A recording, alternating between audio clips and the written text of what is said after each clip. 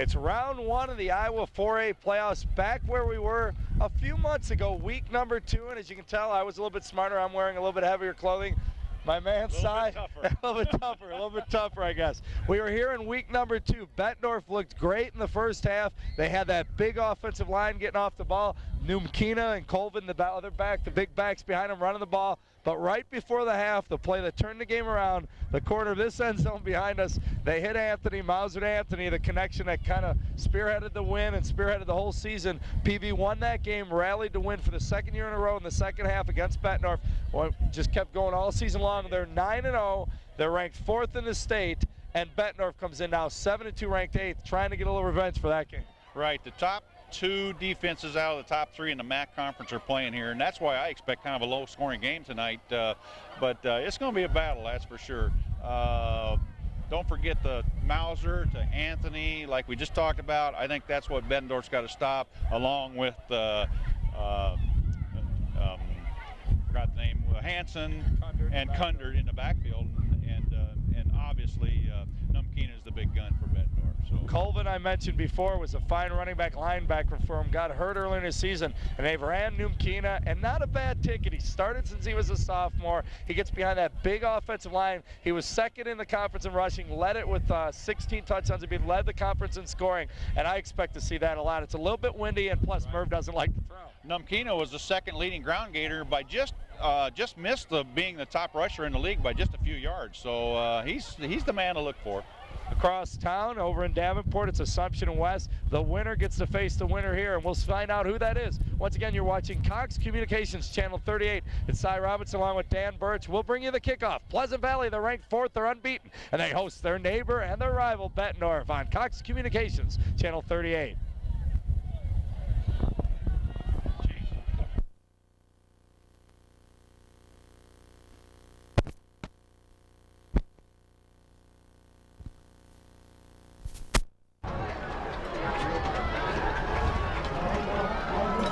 Already set for kickoff. Number 4 ranked Pleasant Valley won the toss. They deferred to the second half. Bettendorf says, give us the ball. PV will defend. There you see him in the home blue dark jerseys on the gray pants. They will kick left to right on your screen. And Bettendorf in the Pittsburgh Steelers / Iowa Hawkeye type uniforms you've seen for years. Well received. The captains took center stage. John Bloom was out there along with Nate Numkina and Jess, I'm talking to cameraman Cy.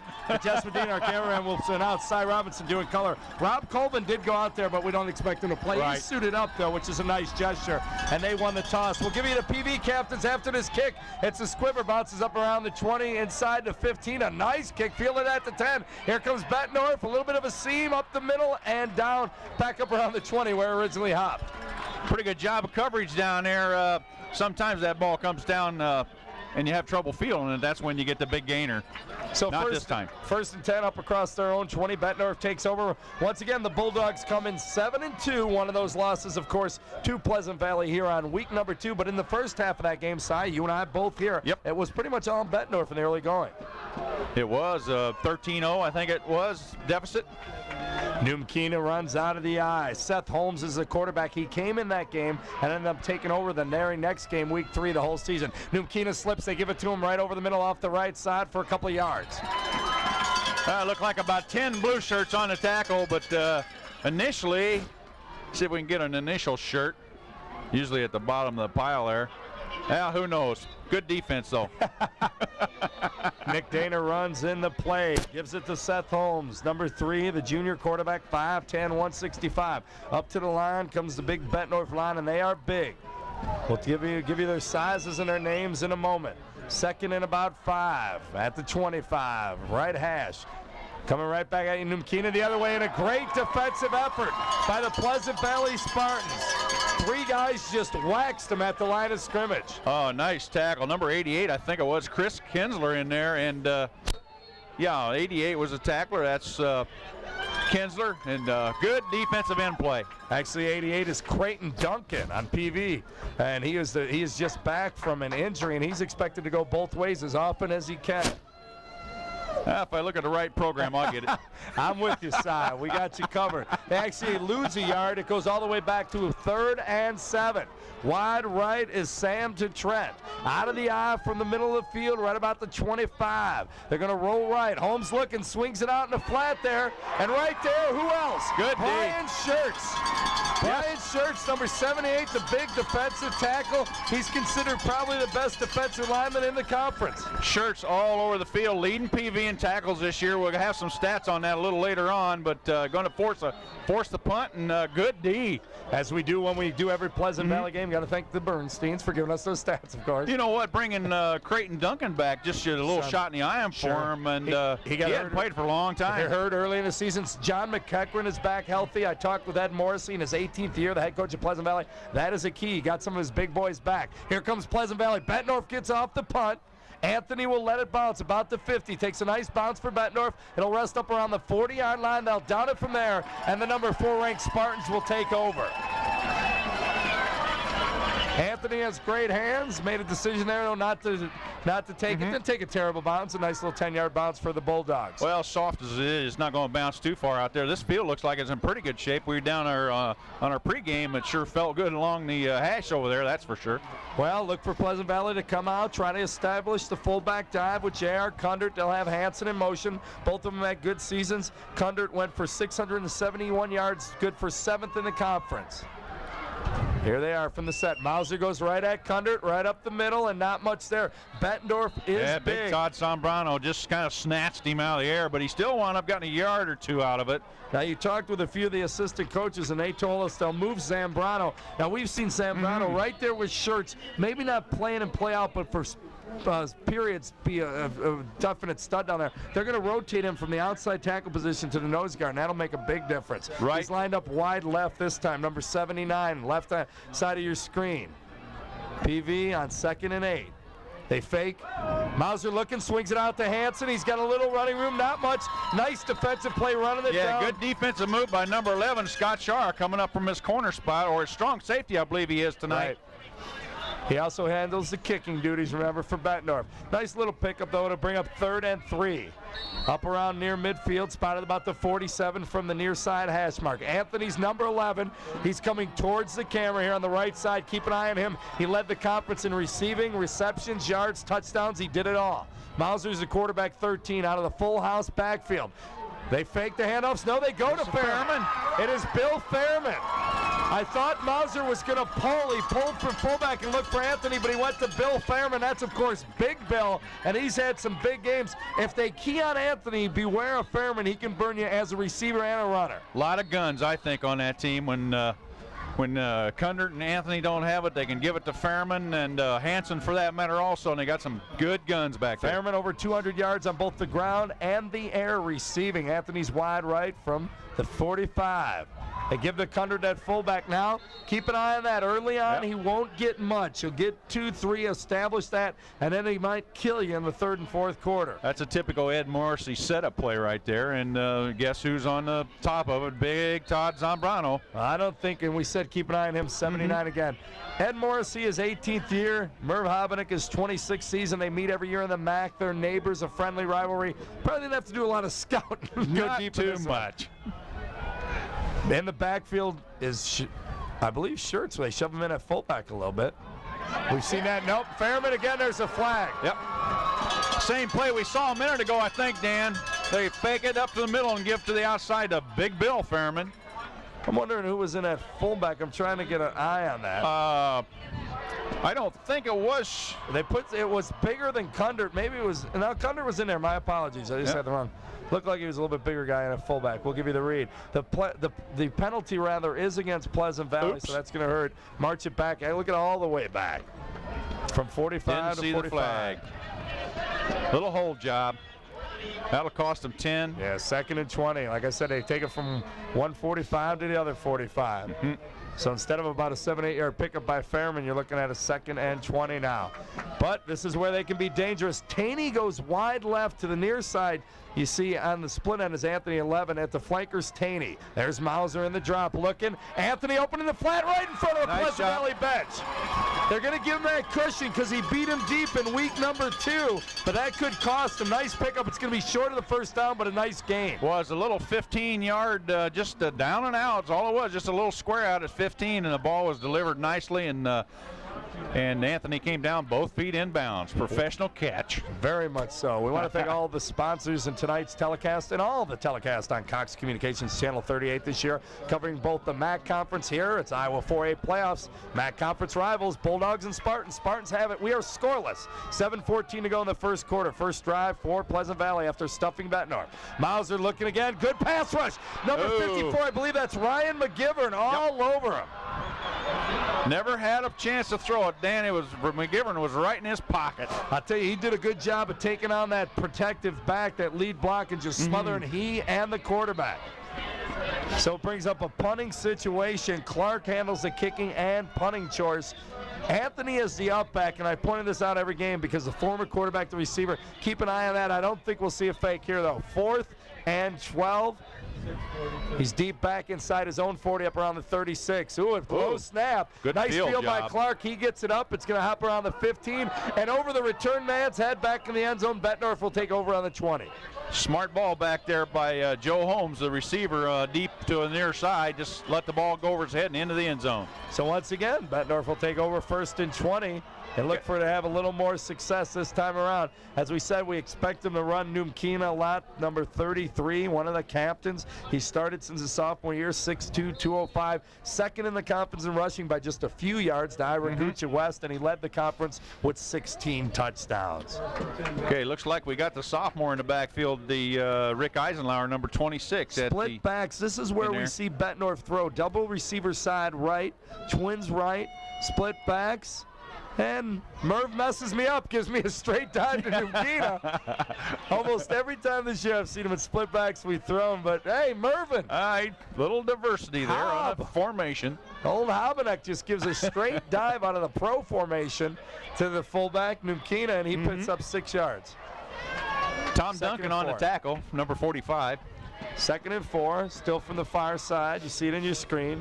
That big offensive line. Fay, 76. Ganatovich, 72. They're both 6'4", 6'4", about 290, 300.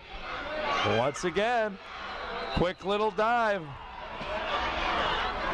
Numkina again, I think, on the carry off to the right side. Looked like the same play as before, and Hobbs if it works, he's going to run it again, obviously. And first down, up around the 33-yard line. 1st and 10. Ball, the wide side of the field is left, the near side of your camera, of your screen, I should say. Go, Buckets, go! But they stack double receivers right. A lot of running room this way. I backfield. Holmes gives it again. Numkina was in at fullback time. That time they did get, I believe it was Eisenlauer. And he got stuffed. Creighton Duncan. And he's going to be a factor in this game. He already has been. Well, as most people know, size 6 foot, 200 pounds, great wrestler, physical kid. And the funny thing is, he was injured, and they had some other injuries, and they still went 9-0. No pain. I don't think he, according to talk to my good friend Ted Minnick, the AD, and the kid has no pain. 2nd and 10. Numkina at fullback, Eisenlauer, the tailback. Switch there. They're going to sweep. A little bit of an option setup. Seth Holmes does a nice job of making about 3 people miss. The problem was 3 other blue jerseys were right behind. Yeah, and I thought he should have probably pitched that ball, and he might have got a couple of yards out of it. Eisenlauer was on the outside, the pitch man, but he decided to keep it and got smoked. As you see so often when they do go to that, option play, if you don't run the option consistently, you get trouble with pitch relationship. Back's a little too tight. Quarterback not real sure of himself, but Holmes did a good job. I said he made the first flight of guys missed, picked up 3 yards. 3rd and 7 from the near side. There's that big Bulldog line. Look at Fay on the right side, right tackle, headed to Northwestern. Out of the eye again, they'll roll right. Holmes looking downfield. The rush is on. Good job of scrambling, but who's he run into? Brian Schertz. Yep. Schertz all over him. Schertz at about 280. Just moves so well for a big man. That's what all the coaches say inside the conference, be it even his own coach Morrissey. I could talk to Habeneck, Kazmarek, Flynn. They all tell me quick feet, great feet. Got a block Shirts. Pretty good pass protection. Holmes stepped up and had Shirts after him, though. 4th and 9, they'll putt it away from their own 35, back inside his own 25 as Seth Holmes, remember, he's a quarterback. A bad snap. Holmes fields it nicely. Ooh. Gets it off on a line drive kick. Anthony fielded at his 40. A little running room in front of him. 10, 15. Look out. Looking out on the left sidelines. He's got 2 people to beat, and he can't do it. What a nice move, though. He caught it on the fly and just ran by people before they knew the ball was there. Anthony looked like a good running back there. Good thing Seth Holmes, made the tackle over there. Yeah. Doing it all. Yeah. Free safety on that play. Well, Holmes did a great job fielding the ball. There was one hopper back there and almost went over his head, but he was just snagged it and got the ball off. Let's keep an eye on that. Both centers apparently nervous because both punts have been mysteries on the snap. Yes. From the left hash, 1st and 10. They give it to the second back through. It's Hansen looking for room. Nothing there. Not much there. I see Zambrano on the middle of the pile. I see John Bloom, one of their captains, the defensive corner. back, coming up as well for run support. A lot of white shirts there. I got a 1.5 yard, tough 1.5 yard, though. Talking about Bettendorf's size, I'll give it to you. Ganatovich goes 290, Fay is 280, Zambrano 270. Heck, they got Chad Burke 265, 270, John Anderson. That's just some of the guys filling in. Yeah, too. don't forget Smith at 2 1/4. He's a lightweight. In the middle, rotating with Zambrano. 2nd and 9. No motion, straight drop is Mauser. Looking downfield. Had a man with a break on the ball. He threw it at Hansen in the flat. He had Taney running the deep route clearing and just, I don't know if he overled him. It was just right there. It came up empty. It looked like the ball should have been caught, but might have looked away for just a second. It looked like it went right through his hands. Anyhow. Well, I'm sure Hansen's back in huddle saying, no. They threw it behind me too high. Just kidding. Heck of a season for Kevin Hansen as well. 527 yards on the year. And he's got a tough play, too. You know, anytime he tries to take that off-tackle play outside, Morrissey will kill him. You bet. So he's getting tough yardage inside along with J.R. Kundert. That's a cute little formation here to the right. Straight drop, doubles, right. And a cute little rush by the Bettendorf Bulldogs. Cute little tackle by Fay, smothered him. Fayer's going to come in. They told us both ways again. Yep. I'll tell you what, Cy, for now you've called it correctly as we are scoreless in the first quarter with 2 minutes left. You said two of the top defenses in the conference, West is the other one up there. You expected a low-scoring affair. And I'll tell you what, both big guys, they're both big up front, both teams quick and big up front. They're sure showing it right, and they're showing their defensive prowess, both of them right now. 4th and 15. Prowess. Ooh. Oh, you like got that? out the dictionary this week. Yes, I did. Clark's kick headed out of bounds up around the 10-yard line. Good kick. And where are they going to field it? Where are they going to say it went out, Cy? Yeah, right at the 11. Okay, I said right about the 10. Right on the, yeah. Looking over about 4 cameras up here, and you're a little bit taller than me, so give me the call. I got it. Here come the Bulldogs again. Neither team lighting it up offensively. Well, the flag's blowing straight out. We got a pretty good wind coming left to right here from where we stand.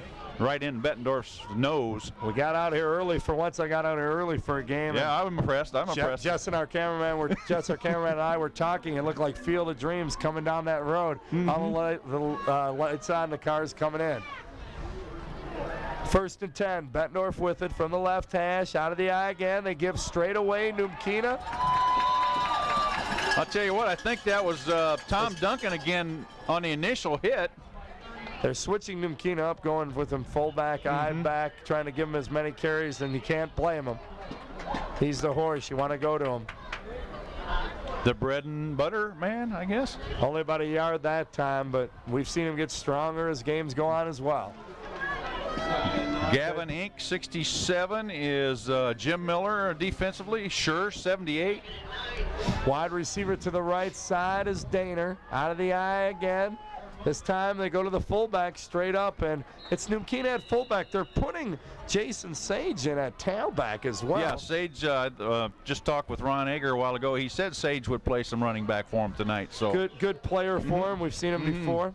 At defensive side of the ball, usually it's most of the time, most of the time a defensive end for him. Now Sage runs out. Eisenlauer, the sophomore, comes in. DeTrent also goes out, and Franks comes in at the receiver spot. The huddle breaks out. Tim Barron's coming out there as well.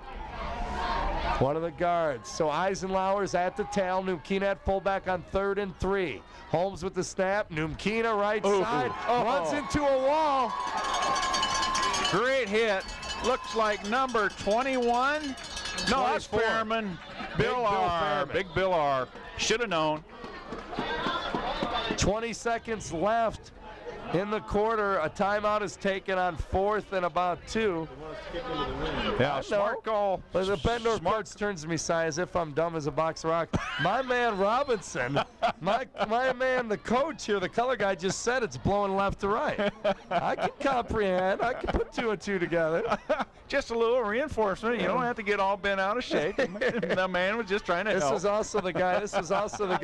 This was the guy who told us. I know that. I guess the last game we were here was the West game when they said Ira Gooch wasn't going to play. Second player. I go handoff to Gooch. After we spent the whole pregame saying he wouldn't play. You gotta love it. Waiting to punt in the way. They'll be buried back deep inside about their own 10. 4th and 2 is a situation, and that's exactly where he lines up. Look at he's close. Seth Holmes close to his 5. And remember, the snap last time was not picture perfect. Anthony lines up back at his 45, at the 45 to return. Holmes, better snap this time. It's off.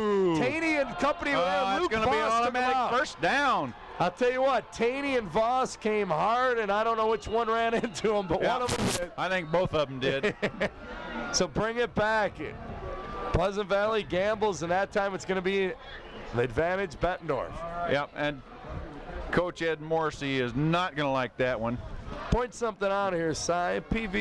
Morrissey's had great success out here, making their 9th appearance in the playoffs. They won a state title back in '85 for 3A. They have a 9-7 playoff record. Even like Assumption in the MAC since Kazmarek's been there, they're making like their 10th appearance. They win about half, lose about half. But nothing like the Bulldogs, my friend. 13th appearance, 10 of the last 11 years, 5 state titles. They're 28-7 in the playoffs. And Kazmarek would attest to this and tell Morrissey that. Just because you beat the Bulldogs in the regular season doesn't mean you're going to get them back in the rematch in the playoffs. That's right. So, 1st and 10. A handful of big trophies. That's impressive. You can't help him. How about that 28-7 record? A little option. Eisenlower, nothing doing. Look at that. Not a pretty option, though, Dan. I'll tell you what. 5 Spartans, I should say, out there. Holmes pitched the ball, I thought, way too early. There wasn't anybody that challenged him. He might as well have tucked it and ran. So they lose a couple yards. That's the end of the first quarter. We are scoreless at Pleasant Valley. It's 0-0. The Bulldogs and Spartans doing it on defense, not on offense. We'll be back after this break on Cox Communications, Channel 38. Well, that was quick. All right. Second quarter set to start. We are scoreless here at Pleasant Valley. The number 4 Spartans on defense in the dark colors on your right. And in the huddle there, you see the Bettendorf Bulldogs. They're ranked 8th, 7-2. One of those losses right here at Pleasant Valley. 2nd and 13 from their own 33. Neither team generating a lot of O. PV trying to go to the air more than Bettendorf. Naturally, Bettendorf trying a few option plays. 2 receivers to the left side. Seth Holmes will pitch. Eisenlower with some good lead blocking, but then he runs into a wall. They got a good drive, but PV kind of stood him up, and Eisenlower just ran into the pile. Yep, pursuit was there, and Schurz gets up. Bill Fairman, looks like Hanson, number 22. All 3 of them were there. Bill Fairman doing a nice job defensively. We're used to calling his name on running the ball a little bit, catching it, but he's really having a nice early game here anyway for defensively. 11:31 counting down once again, early second quarter. Bettendorf breaks out. Daner goes wide right. Franks comes wide. Daner's wide left. Franks wide right out of the eye again. 3rd and 8. Looking left, swing man is Eisenlower, thrown out in a flat, caught! First down, Franks, or Daner, I keep getting them mixed up. Daner on the reception up around midfield. Wide open out there on just a little down and out pattern that we saw it a while ago from Pleasant Valley, from Anthony, but now Bettendorf matches them. I didn't see who made the tackle there. I believe it was Taney, number 31, maybe not. We'll give it to him. Sounds good. 1st and 10, just shy of midfield, up around the 49 on the far side, left hash. There you see Pat Franks, number 2 wide right. Daner was on the catch. Nick Daner, number 1. Let's get those right. Out of the eye, which you'll say a lot tonight. Just a fullback dive. Numkina, 2 or 3 yard pickup. You saw the ball come loose, but he had already hit the ground on the down. Yeah, that was down hours before he fumbled that ball. Numkina, just another, that's a setup play by the Bettendorf coaches. John Lavelle, Randy Scott, Tom Freeman, Greg Meyer, all working over there. We have an update from Brady Street Stadium as well. Of course, you'll be watching this game on a Thursday on Cox Cable. The games for Wednesday, they are scoreless there as well. And that's no surprise with West defense. I'll tell you, that'll be a quick game. You won't see a lot of balls in the air on that one. That's true. Plus, it could be a wet game over there on that field. Well, it's nice D. Bill Fairman, I think. Taney again, 31. Yep. Anthony taking the pitch back. If you notice, Chris Anthony came up and took Eisenlauer the pitch back, the sophomore. And now, once again, Bettendorf doesn't run option consistently, so they're going to struggle with it a bit. Yeah, one thing about it, it rained a little bit earlier today, of course, this being taped on a Wednesday. But Brady Street Stadium is always going to be a little sloppy. Well, that's true. This time of year, it can be dry sloppy or wet sloppy. This time of year, it's always going to be tore up. We have a timeout. It is 3rd and 5, ball up past midfield around the 46 of PV. Start the clock. 9:48 and counting down. Second quarter action. We are scoreless. Franks wide to the left to Trent now. Comes wide right. Numkina's at fullback. Seth Holmes gets the line down, gets ready. Look for a long count. The snap. There it is, Numkina. Pulling close, but he runs into Shirts. Great effort. You saw him lunge forward for an extra yard, but he was about 2 short of the first down when he made that effort. Still looks like he's going to be about a yard short. Yep, it's going to be close. Ball on the 42. Looks like the punt team's coming out. Yeah, great effort by Nate. Now what happens, they're punting into the wind.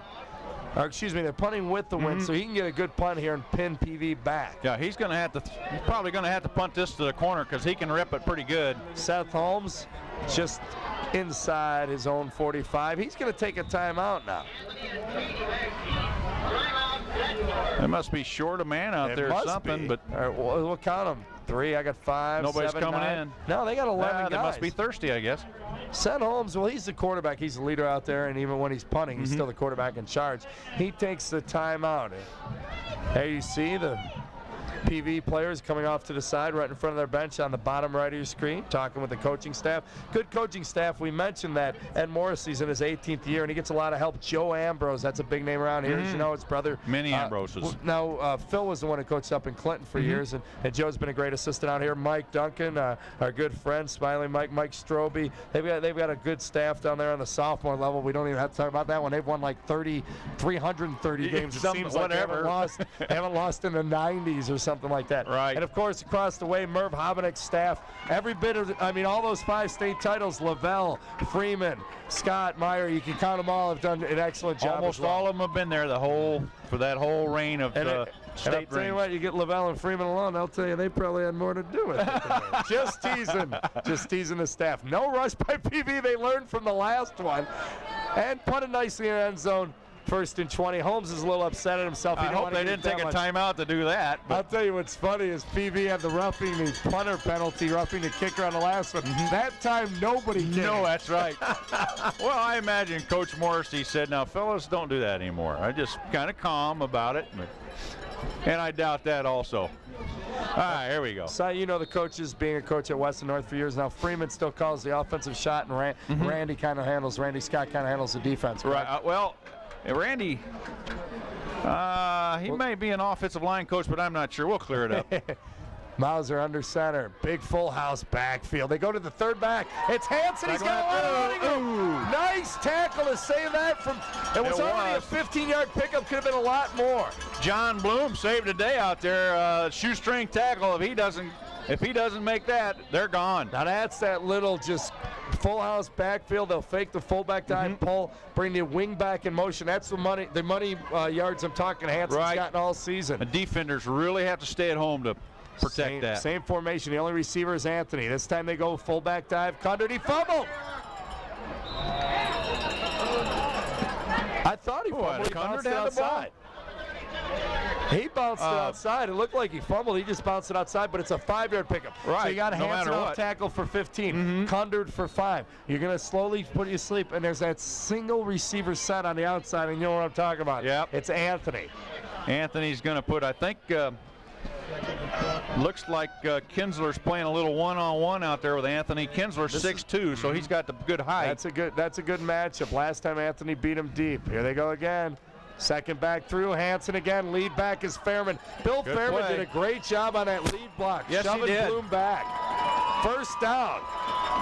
5 yards for Kundert, 5 yards for Hansen. And I know it's hard to believe the PV fans are doing a little booing, but the spot. they thought they got a bad spot out there. Well, it's close to first down. Either way, it's going to be third and about an inch or a foot. That's not going to be a first down. You heard it right here. All right, well, I said it's going to be third and about a foot. Usually you'll see Pleasant Valley as we await to see what the decision is. First down. As usual, Cy makes the wrong call. Obviously, the chalk line's crooked. We see Pleasant Valley all year long. Kundert at the fullback. Hansen would be at the wingback, the halfback, just right or left. And then at the wing position, is been Taney and Fairme. Right. They've been right off the tight end position coming in motion. Now all of a sudden they go to this full house backfield. You see the two halfbacks. And at fullback is Kundert. The two halfbacks are Fairman and Hansen. They give the Kundert again. He gets about 3 or 4 on that a couple of tough yards. That's another setup play. Taney goes like, out. Who was that? 67 for Bettendorf, I believe. Maybe Chad Burke on the tackle initially. And another big one for him. He's lined up here on the right side, 6'3", 265. They got some big uns. Yeah. Another two-way player. Center comes out for Pleasant Valley. Anthony's wide right out there alone. 7 minutes remaining. We're scoreless. Mauser will pull. Throw to Anthony. There he's wide. Oh my was goodness. It picked off? Did he catch that ball? Holy cow. I'll tell you what. I thought it was picked off. He went up with one hand. And I'll tell you what, too, Si, that's why he's the #1 receiver. Receptions, yards, touchdowns, and take nothing away from Mauser, the junior quarterback. How the hell did he catch that? I know. Excuse my French. He just... I thought it was picked off. I thought he overthrew it. I did too, but he was so wide open early, I thought Mauser threw the ball late, but great catch. 1st and 10 momentum, and that's the direction they were heading. There's Hansen. Driving for yardage, still on his feet. He's still rolling. on his feet. Pumping away, 15-yard pickup, and that's all effort. That's right. And that's what Anthony does to that team. That's right. Anthony makes a heck of a grab. I changed it, Jess, so tell the sponsors from Hell to Heck. Makes a heck of a grab, and all of a sudden Hansen's got more energy. He's pumping his legs. He's picking up first down. Yeah, all of a sudden, the breaths aren't so hard to come by. The breathing, I should say. The legs get stronger, and you get that I'm going to kick your butt attitude, and that's what happens. 1st and 10 at the 16 on the far side. Now they go to the staggered backfield. Real tight formation. Giving it off to Kundert, looking for running room, loses his footing. Well, he didn't have much room over there anyhow because Scott Shara was right there coming up from a strong safety position, but he did slip and fall. What a scary flashback. They were heading right to left into the same end zone we told you in the pregame when he lobbed one up in the end zone right before the half to turn the tide. Now, he didn't make it to the end zone, but it definitely turned the tide here. Yes, indeed. With 6 minutes, actually less than 6 minutes now, 5:45 and counting down in the first half. We are still scoreless. Full backfield again. Bettendorf looks like they jumped. Now PV looks like they Yep, it's going to be a free 5 yards, I think. Pleasant Valley line very disciplined, sat there. Bettendorf moving around a little bit, and they're going to get the call. Big, because you just had Kundert slip, and that was the first bad play they've had in about 7 plays. So all of a sudden, instead of getting them pinned back a little bit at 2nd down and 9, now it's 2nd and 4. Right. So that definitely hurts Bettendorf as they try to keep him out of the end zone. In the red zone, they call it. It's 2nd and 4 up around the 9. They can get 1st and goal inside the 5, too. That's dangerous. There it is, second back through. And is that Hansen again? Yes, it is, off the left side. Yeah, 2 people through, and Hansen brought down by number 39, Eric Jessen, from a defensive end position, but not until he gained a couple yards out of it. Well, it's 3rd, 3 maybe, up around the 8. It's a good 3 yards anyway. We're under 5 minutes. We are scoreless. Anthony breaks out of the huddle, goes to the left. Full backfield, Taney at the left half, Hansen at the right, Kundert at fullback. Mauser under center, trying to draw off sides again. They give the Taney up along the right side. He went right by Zambrano, and I think he got it. Boy, I'll tell you what, Shirts put a great block on the man across from him. That just clears everything out, gives you that opening for that dive play. So as I said, they can get inside the 5, first and goal, and that's where they have it. You'll see it just inside the 5. PV lined up in their offensive huddle. There's the number 4 ranked Spartans, unbeaten, 9-0, out of the huddle. First and goal from the 4. I know Anthony's a great receiver, but I expect to keep it on the ground here. They do. Blasting away is Fairman. He gets up around the goal line. Bettendorf saying there's a fumble. I think there was. We'll see what the call is. Clock shut off. Bettendorf's pretty happy out there. Well, the referees are waiting. Yes, And you indeed. can tell, holy cow, what a big play. Yeah, Big Todd Zambrano, number 76, come up with I think it was Fay is 76. my fault. That's Fay. Well, there was a big pile to the right side. Zambrano, Fay, and when those two are in the game, there's always a big pile. They look like twins in football uniforms anyway. They They're are like big bookends. trees. They're Yeah. each, what, 6'4", 290, roughly Yeah. up around there. Fay, they go 6'5", 280, Zambrano 6'4", 270. And it's hard to tell that inch 10 pounds from up here, I'll guarantee you that. And they're both great football players, too, not just big. No doubt about it. Well, what a stand by Bettendorf. What a break. Pleasant Valley now with 2 big mistakes. The block punt. Right. So not a great situation ideally for Bettendorf. They're out of their own end zone. 1st and 10. Here's the snap. Seth Holmes is just going to try to quarterback sneak it. I'll tell you what, Fairman Stood up 67. Fairman put a Chad rip. Burke. He stood up a big offensive guard and shoved him back into the pile. That's the way LA to do it on like a goal line situation. Granted, they're on the goal line going the wrong way, the other way, but still that's the type of mindset you got to have back there to pin him back. I'll bet Burke stays a little lower from now on. That's the old offensive line coach and you coming out, my friend. I'd never get that. I'll tell you what. 2nd and 8. He gets a couple yards out of it up around their own 5. Out of their own end zone, though. Holmes just gives a little fullback dive. And a fumble the other way. Holy cow. Well, I don't know who came up with that. That's Gavin Ink. Excuse me. Gavin Ink coming out of the middle of the pile, but I never saw who recovered the ball, Dan. That's Gavin celebrating, so he's always in the thick of things anyway. Boy, what a wild minute and a half we had there, Si. I'll tell you PV what. looks like they're going in for the first score of the game. Fairman fumbles up around the 2, and Bettendorf on a few short dives fumbles it back. 1st and goal from the 5 again. We were here just moments ago. Looks like they go to Taney that time. Just a left side, kind of a student body to the left side, all that wishbone. And Fairman and Taney rotate in. No, that wasn't Taney. I'm sorry, that was Kundert, 32, as All Taney right, runs my in fault. for Fairman. That's okay, I thought it was Taney too. boy, the surge off the ball of Pleasant Valley here, it's impressive. That's It's only impressive. only about a yard away from the end zone. You couldn't even see a quarterback sneak here. 2nd and goal, we're under 3 minutes. There it is, No the QB doubt sneak. about it. Yep. Well, I had a feeling old Morrissey was going to risk a little handoff exchange. And why do it? Mauser goes in, and you talked about it. The reason he can make that call, Si, is the surge of that offensive line. That tremendous surge by that offensive line off the ball. And we're gonna mention those people to you here in just a minute. Well, go ahead. We can give you now. Gavin Inks in there. Ink, Matt Miller, Rulison, Adam Abel, Kaburski. McEachran will come back in there occasionally from injury. Shirts is in there also. So, in the kick is Clark. It's 6-0 with 2:52 remaining in the first half. Oh, that's and it's blocked. Great effort.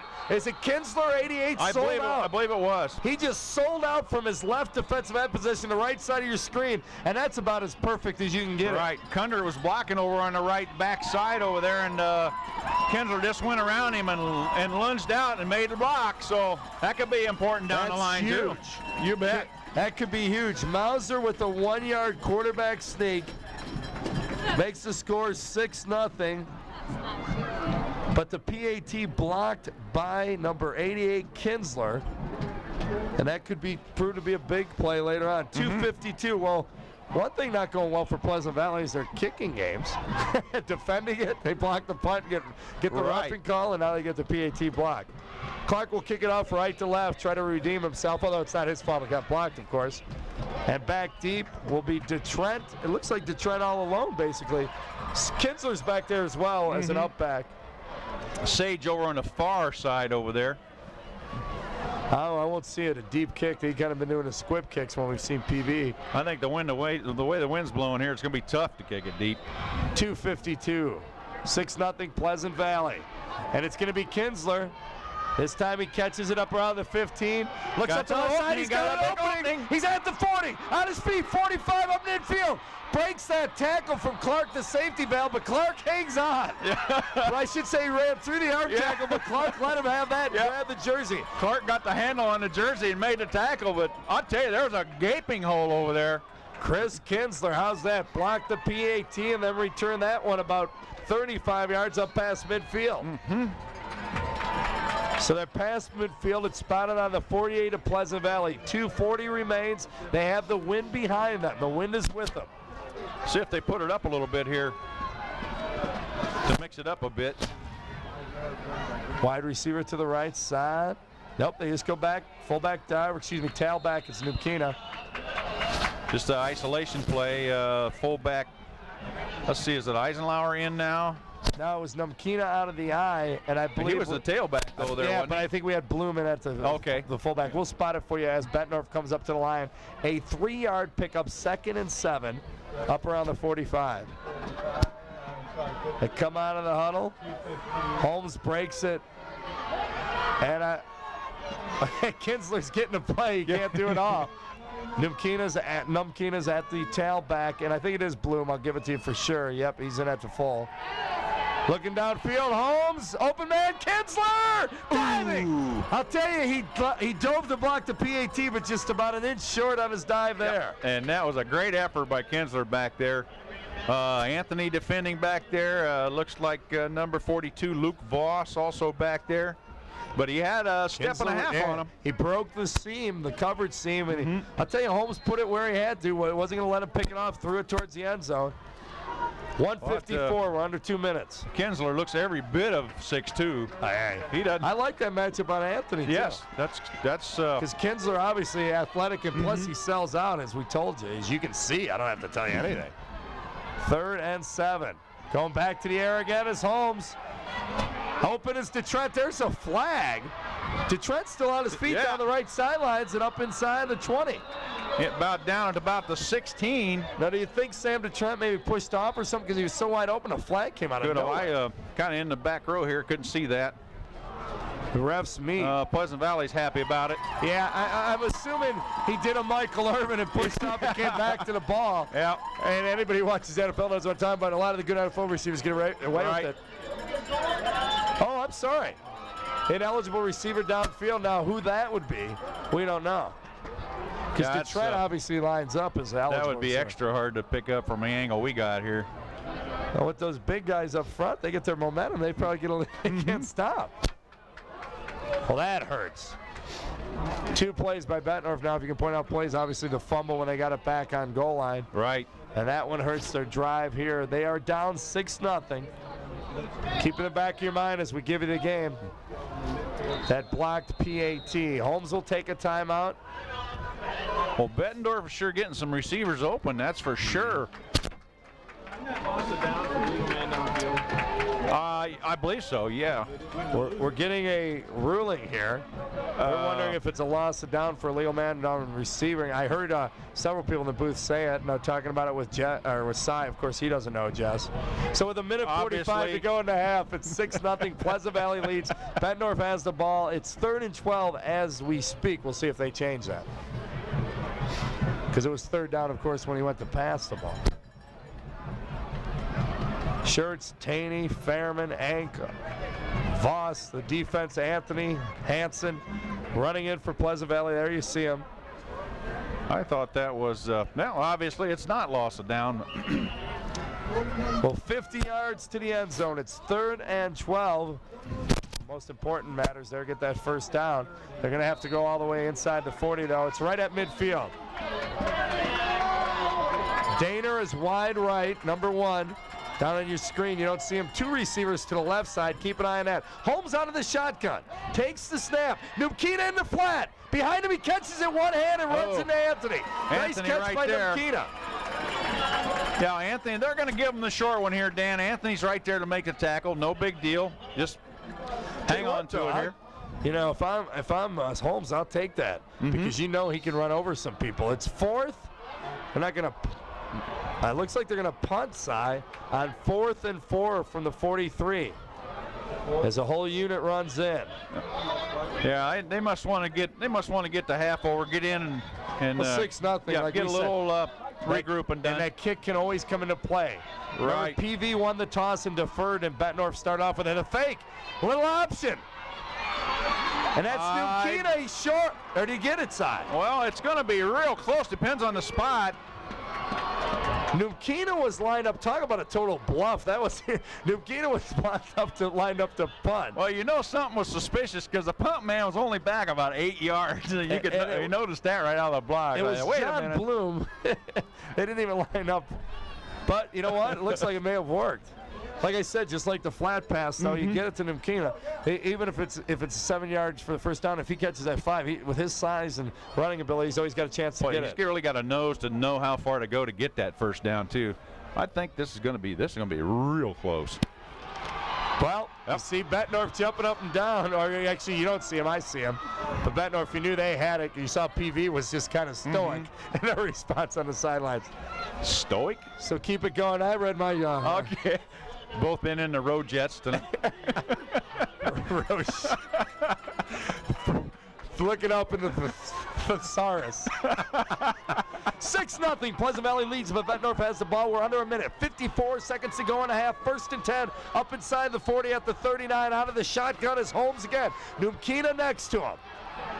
2 receivers to the left side. That's where he's looking. Look at post pattern. Wide open. Detrent right open on the post pattern. He's going to be short of the end zone, but not much at the 1-yard line. Great pass protection, Dan. He had all day to throw the ball, and Detrent was wide open on the post pattern, as you said. And, I'll tell you what, too, and now I'm not going to dog Holmes. He put it right there, but you know, well, he didn't overlead him like the last time, Kinsler, but he hits him in stride. He's in the end zone, but a great situation nonetheless. 1st and goal from the 2, 45 seconds with Numkina in your backfield. Pound it on a couple. Who's going to get it? Well, I don't know how many timeouts they got left, but Bloom, Numkina at fullback. That's where they go. Oh, he doesn't get it. I'm sorry. Oh. He got it. Second effort. Once again, that great effort. There's actually Sage in that towel. Did they give it to him? Yep, they got it. Well, early on, we saw that same type of play where it looks like he was stopped and he lunges forward. Duncan and Voss were both right there, but Numkina just kind of powered his way over out there after initial hit into the line, kind of spun to the outside, and he made it. Number 33, Numkina breaking the line up there. He and Sage will go up in line on the outside. The holder is Detrent, the kicker Shara. The kick. Fumbled it. Bobbled it. And you know what, Cy? It's going to be 6-6, so it's a wash. It's a brand new ball game. 26 seconds remain now, and this has gone wild already. Right. Well, the snap was just a little bit inside, and Detrent didn't handle it smoothly and never got the ball down, and Shar never got to, I don't even think he got to swing his leg at it, and PV was all over him. We got us a new ball game. 2:52 to go in the half. Mauser snuck over from a yard out, made it 6-0. The PAT was blocked by Kinsler, I should say. And then Numkina answers with just 26 seconds left in the half from 2 yards out after a great post pattern from Holmes to Detrent. Got him down on the 2. And their PAT was a bad snap, I guess you could call it, a bad hold. Yeah, anyway, well, it was bobbled, snap, whatever. Questionable. Yeah. Let's put it this way, they didn't even get the kickoff. That's right. 26 seconds left in the half. We are tied, 6-6. It's what they thought it would be, the rematch.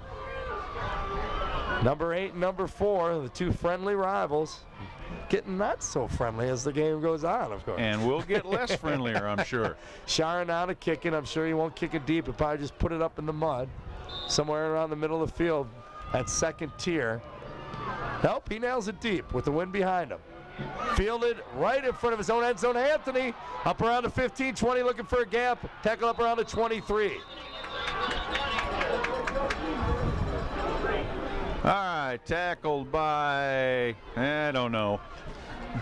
All we know is his 1st and 10 with 20 seconds exactly remaining. Do you go in tied 6-6, or do you let Morrissey shoot it, or does Morrissey let Mauser shoot to the end zone side? You bet. I'd go in right now. There's a little deep in their territory. If they would happen to Well, if he gets make a little sacked and mistake fumbled, here, sure.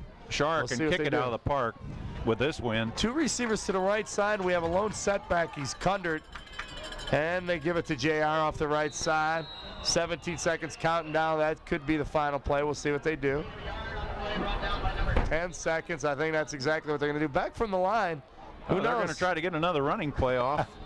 Or maybe a 3 seconds. Now that'll do it. yeah. Well, and that'll do it for us for the first half. And what a half. 6-6. We're all tied up. Keep it tuned to Cox Communications Channel 38 because it's only going to get better and more intriguing on Cox 38. PV and Bettendorf all tied up 6-6.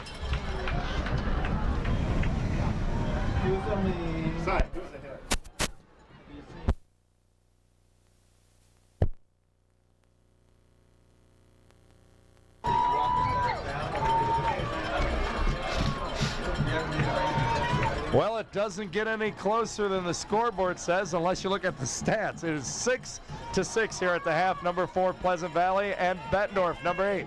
All tied up. Dan Bird, Cy Robinson, Jess is always on camera. And the stats equally as close. First downs, 5 for Bettendorf, 5 for PV. Passing yardage, believe it or not, Bettendorf on top on that one. 54-41. Rushing yards, 52-49 for PV. And it's 103-93 total offense. Hey, they each lost a fumble. They fumbled once. They each lost it. They each had a PAT nullified. I guess one was blocked. One was just a bobbled snap. It really is about as close as you can get. It really is. And Bettendorf has done what they need to do, and that's shut Mauser to Anthony down, I think. Anthony has, I think he's got 1 reception for 23 yards. Yeah. Great catch on that one.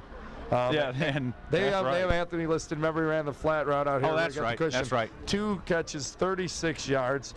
Balanced rushing attack as usual for Pleasant Valley. Kundert 7 carries for 20 yards, so not real successful on the fullback dive. Hanson a little more off tackle success at 5 for 34. And no surprise, Namkina, Nate, the big tailback / fullback, doing it all in this thing. 12 carries, 42 yards, including the touchdown. There we see the centers come back out. It's Anthony Shirts and Ink, I believe, coming out for Pleasant Valley. Gavin Ink. And coming out for Colvin's out there, 37. We should point that out. He was the injured running back, linebacker, having a heck of a season again. Really? And just got banged up. Bloom and the boys out there as well. You'll see Pleasant Valley will receive, and Bettendorf will take the win naturally to start the 3rd quarter. Remember, PV won the opening toss. And deferred. Right. There's Anthony getting limber. Says he needs more than 2 catches to get it going. Number 11 leads the conference in receiving. That means receptions, yards, and touchdowns. PV in their huddle. A few of the other players you see in there. Number 75, number 45. 45 is Tom Duncan. 75, Mike Sherman. Number 60 on the outside is Nick Abel. They'll make up the kickoff return team. Bettendorf's already out there, teeing it up will be Shara. Got a nice leg with the wind behind him. He should put it back in the end zone. I would expect that. Hey, Anthony's going to line up on about the 1/2 yard line, looks like. Let's watch Cy. When we saw him earlier in the season, PV won the second half. They really wore him down, not only wore him down offensively, where Kundert and Hanson and Taney and all their running coalition, if you will, Fairman started breaking tackles, but they held Bettendorf to 29 yards in the second half. See if that happens this time around. I'll tell you, something different about this Bettendorf team that you usually don't see from a Bettendorf team is they're normally almost fully a 2-platoon football team. They got a lot of guys going both ways in the line. You bet. And still a lot of guys on the sidelines, so as you'll see them just pan on the kickoff. They still got a lot of people, but not quite the numbers they used to have. Right. The 5 state titles in their book, though, in their trophy case. Anthony back in front of his own end zone, up around the 10. He's near to 20, a little bit of a hole, a little bit of a seam, still on his feet, but knocked down immediately. Good tackle out there by number 21 from Bettendorf. That's Jason Moeller. junior kickoff teamer, special teamer. There's the Bettendorf defense on the left side of the screen, and Pleasant Valley in the home dark blue on gray. Undefeated, 9-0. Coming in the huddle, number 13, Mauser breaks the huddle. Abel and the boys come out. Their shirts, the big tackle, 78. Actually lined up in the guard position, left guard. Split, staggered, 2 receivers side is right, and they just blast away. Kundert behind Hanson. He gets about 7 or 8. Well, they set you up out there. They had Fairman stacked behind Anthony as a staggered. It was I wouldn't even say twins because they were right behind each other. It depends on what you want to call it. We always call it twins, but yeah, it's a stacked twins and just an isolation play to the right side to kind of spread them out over there. That's what I was going to ask you a minute ago what. Well, I'll come back. All right. Now they see it again. Now it's Taney on the bottom of your screen. Anthony Taney right behind him. A staggered twin. Split backs. Hanson, Kundert. Kundert again. Left side. Gets the first down. Yes, he did. Good running out there. They held Kundert to about 3 yards of carry the first half, but this is where he picks up most of his yardage in the second half. Jim Smith on the tackle. The big switches off at nose and tackle with Zambrano. 2 big houses out there. I was thinking to myself a while ago, an 8-point difference in this game the first time the 2 teams met, and Bettendorf also lost their other game by 1 point, or was it 2 points? Well, they beat Assumption by 1. I was at that game. I'm trying to think now. North Scott knocked him off. Fairman on the counter, diving forward for about 5-6 yards. Nice.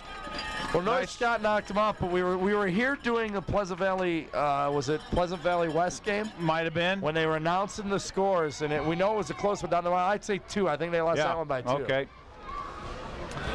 Anyhow, we just took a look at a little, what I call a double reverse. It's a double handoff at anyway, and then pretty well executed.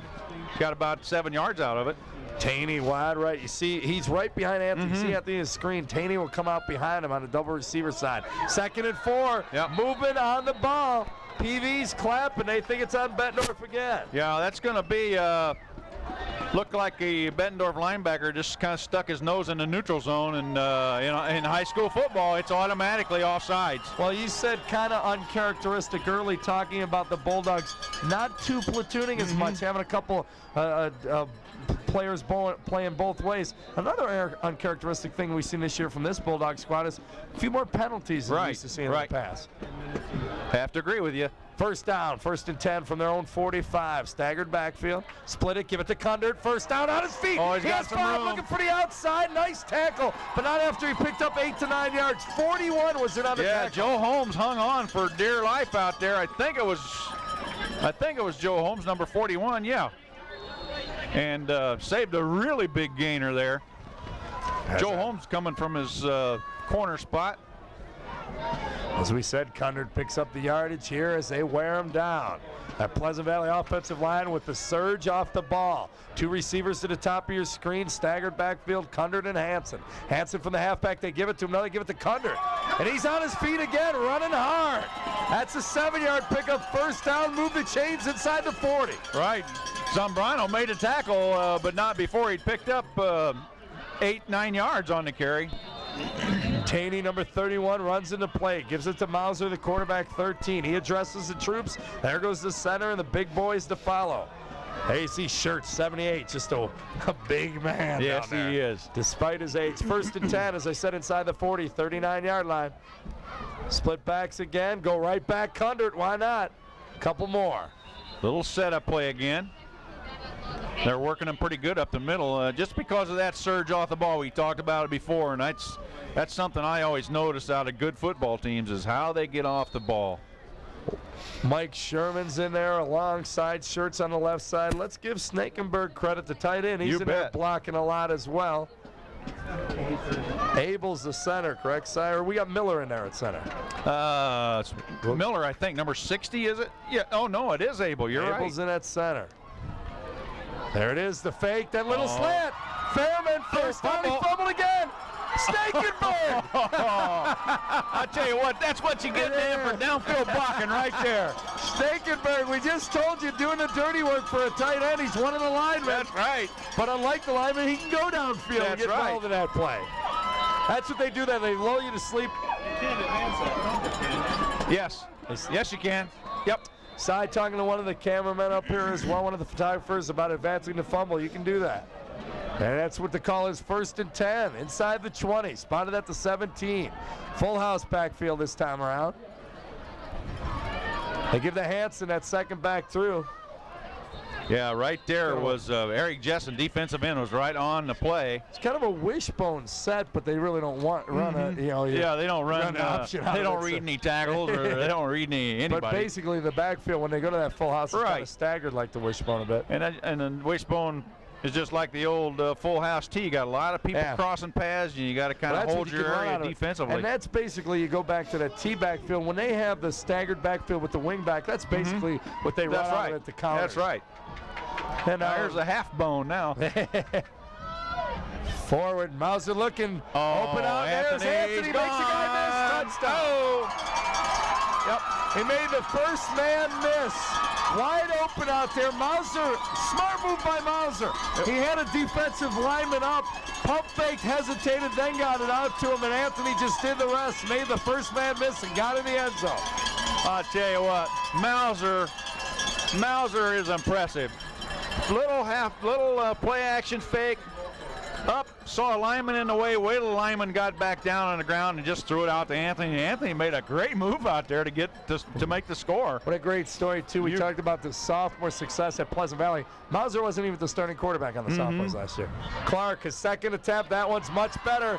It's good, it's 13-0 Pleasant Valley with 13-6 Pleasant Valley with 7:18 to go in the third quarter. All right. Well, we'll see if Bettendorf can answer now. There you go, Clark and company out there to kick it back to him. Remember, Bettendorf has the win behind him, and the Bulldogs actually did outpass this fine Pleasant Valley passing attack. Mauser #1 in the conference in passing, Anthony #1 in receiving, Fairman up there as well, and that's just it. You worry about Anthony, but Fairman kills you on that slant. Well, Pleasant Valley a second half team too. Yep. That's one thing, and I don't know, you could attribute it to conditioning or, adjustments at half. It's probably numerous things. It's confidence in the players as well in the system, wearing people down. Because it's hard, and we see other, I watch, other schools in the conference, and it's hard, and Cy, you coach, it's hard to keep the running backs because they all think they're speedsters and they see a little contact inside. They want to pop it outside. It's hard to tell them to get in the lanes, give me 3-4 yards, break a few arm tackles, and move the chains. That's nice right. tackle there to Trent on the return. Nice high, big high kick. Trent waited all day for that ball to come down, kind of like a punt. That's what you get kicking into the wind, though. Good return, though. Good field position here for Bettendorf. Trent got it up to the 35. That's where Bettendorf takes over. Holmes still in at quarterback. Took over in the third game of the season. Put together a nice little year. Numkina is in at fullback, and Eisenlauer, the sophomore, at the tail position. 1st and 10. Looking left, that option. Eisenlauer catches it. Gets up past the line of scrimmage. Makes a few people miss. Picks up about 6-7 yards. Yeah, that really should have been brought down to line of scrimmage. Looked like Luke Voss was right there, but just a little bit slippery out there. The runner, that is. And made a good gain out of it. 6-yard pickup, we'll call it. 2nd and 4. Up around their own 41-yard line from the far hash. Daner comes wide right. He's #1. Numkina once again back at fullback. Eisenlauer still at the tail. Holmes under center. Numkina, that time he was shut down. Big time. See, Bettendorf was split right that time with no tight end, and there's no blocker on Duncan right there, Creighton Duncan, number 88. And also Fairman looked like he was firing from this side also, so there was no blocker on either one of those players. And they were right in Numkina's ran it face. right into the defense. You can give credit the great call on PV's defense and questionable on the set. Not really the call. The handoff to Numkina is a pretty good call, but the formation. Split receivers wide to each side. Out of the eye. Play fake Numkina. Going long and too long for everybody involved. Yep. Not a catchable ball. Yep. So the contact there. And I'll tell you what, Kinsler was wide open on the, it wasn't a post, it's kind of a post corner pattern. The funny thing is, and that was one they missed earlier, you could hear the Bettendorf coaches, maybe you can hear it, but I heard I him. could. Yep. I think it's Lavelle. They're tight end! They're growly over there because the tight end was open. But, Holmes is looking down, and that was a good one-on-one battle, and he's got pressure underneath him, so you can't knock Seth on it, really. The punt, no pressure once again, PV learned. Oh, beautiful Anthony kick. backing up, catches at his own 10. Blockers in front of him, looking for an opening. He's going to get around this corner. Up around the 20, nice stop, but he's still on his feet. 30, 35, and he's out of bounds eventually. Beautiful run on Anthony. Anthony could be a halfback in my book. Once he just took it to the chalk and turned it upfield, and you can run a long ways when you're 1 yard from a sideline chalk because you're outside a lot of people. Correct me if I'm wrong, Cy. Earlier in the season, didn't they have like Taney returning punts? I don't remember. I think so too. And Yeah. now this year, maybe they were saving him. Maybe Morrissey didn't want him to get banged up during the season. But now it's playoff time. I don't recall him being back on all the punts and kickoffs like he has been for this one. And it might be that Taney and Anthony are both back, and Anthony's just fielding the ball. There you go. Condon running hard again. First down, about a 6-yard pickup. Right off the tackle. They just look like they're playing just a level above right now, Dan. And this Level happened the up. last time we saw him. Happened to Bettendorf before, too. I mentioned the 1-point win in the Assumption game. It happened in the Northscart game from what I read from the newspaper account of it and talking to Randy Schrader. They definitely, you can take it to Bettendorf if you wear them down that size. You can get to them eventually. Yes. Condor this time left side, first down. He slips, but he already got up around midfield and picked up another first down. Yeah, brought down by Scott Shara. Actually, he was tripping and falling, but Shara just kind of finished him off. He had quite a bit of room out here. It would have been Once he broke it to the outside. That's what you like to tell your running backs. Once you break the line of scrimmage, get the opening, cut it to the outside. That's where the That's action. just it. The problem is too many running backs trying to do it back in the backfield, thinking they can turn the corner. Now that's not where you do it, but you get through that initial line of scrimmage back in linebacker territory, and you can get. That's where you get some downfield blocks. You get guys you cut back against safeties over pursuing. Through the hole and cut it out. 1st and 10. We're across midfield. Ball spotted on the Bettendorf 49. Pleasant Valley out of their huddle. It's Anthony and Fairman on that stacked twin set on the right. You see them at the top of your screen. Split backfield. Hanson and Cundert. Cundert the ball carrier again. Not much stat time. Look at that. No. They're getting wise to that. And I'll play. tell you what, Wes, it's 42. It's Luke Voss out on that Twins formation we're looking at. No, it was Bill Fairman out there. Yeah. Wide open out there. Well, they'll look to it again. Bettendorf better get that covered. Taney will run in for Fairman, but not after Fairman stopped along with Morrissey and I'd said something. Maybe he told him, hey, nobody's on us out there. They really only got one guy out there to cover the stacked Twins. 2nd and 8, up See around if the they 48. do that again. There we see it. Now they're out there. Now they they're have out two there. out there. They got it cleared. Yep. Mauser looks though. Slant is to Taney, a little bit behind him, and he dropped it. But that's what they were looking for. Right. They were looking for that. Yeah, they had Taney open. They also had a swingman, Wes Hansen, I think, was out there, or Kevin Hansen, excuse me, was out there in the flat, and he was a little bit open.